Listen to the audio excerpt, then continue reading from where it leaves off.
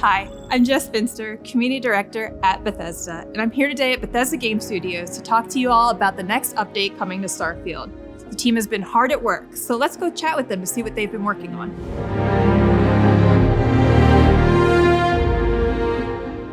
So with Update 4 on the horizon, what are some of the new features that players have to look forward to?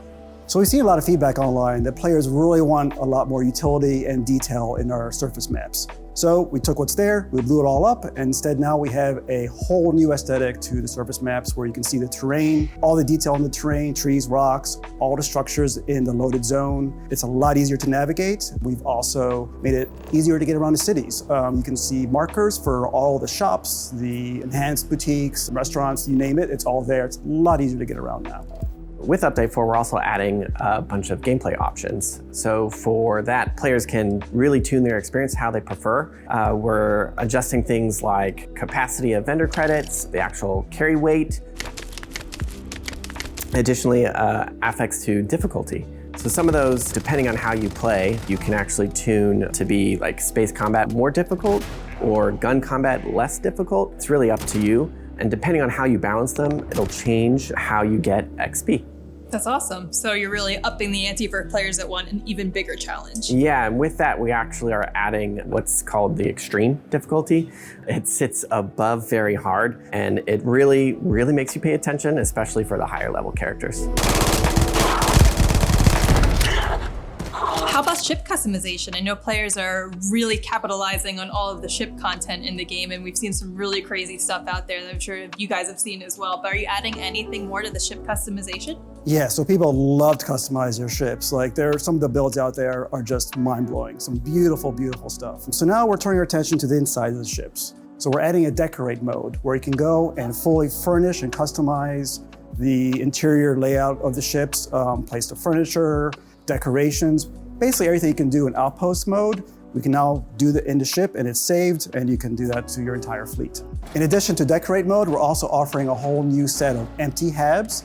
So basically, instead of pre-cluttered habs in the shipbuilder, we'll have a new set where there's no furniture, there's no decoration, nothing. It's a total blank slate, so our players can just kind of fill it up with their own stuff. That's amazing. They'll really get to emulate whatever their personality showcases outside on the inside then. Yeah, exactly.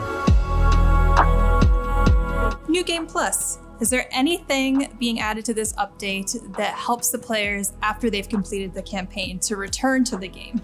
Yeah, so if you're like me and you find the more you go through the Unity, the more you become the hunter, the one thing I want to do is be able to respec my traits. So we're adding that. So in case you're getting tired of Wanted or want to change your alien DNA, and you really want that new dream home experience, you get to choose that when going through the Unity. In addition, you'll be able to rechange your appearance. Really living that next second life, huh? Exactly. Awesome.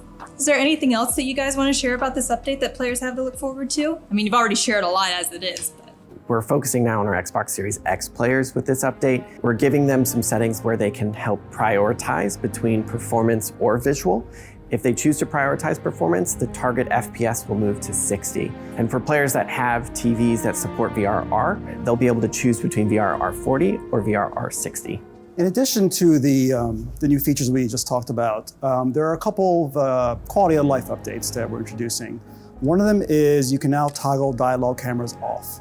So instead of getting that sort of focus zoom in on whatever NPC you're talking to, it just stays in normal default camera mode. It's a little more immersive that way. Some players may prefer that. Love it. In addition to that, we're making the container and barter menus a bit more usable. We've added some tabs along the top, so it's easier to sort of see what container or what inventory you're looking at, whether it's yourself or your ship. And it's just easier to navigate. Basically, inventory and item management, it's a small thing, but it actually, I think, makes it a lot nicer. So Tim, we just talked to Joe and Istvan a little bit about Update 4 and what's coming, but is there anything else that you want to talk about that's down the horizon? So the team is working on our first land vehicle, so you can drive around on planets. Obviously, we're working on more quests and the massive Shattered Space expansion. That's all very exciting. What about creations? Anything you can share there? I think we mentioned it earlier this year, but we've sent out our beta toolkit to verified creators, so hopefully more information on that soon. That's awesome. Thank you so much for your time, Tim. Hey, no problem, Jess.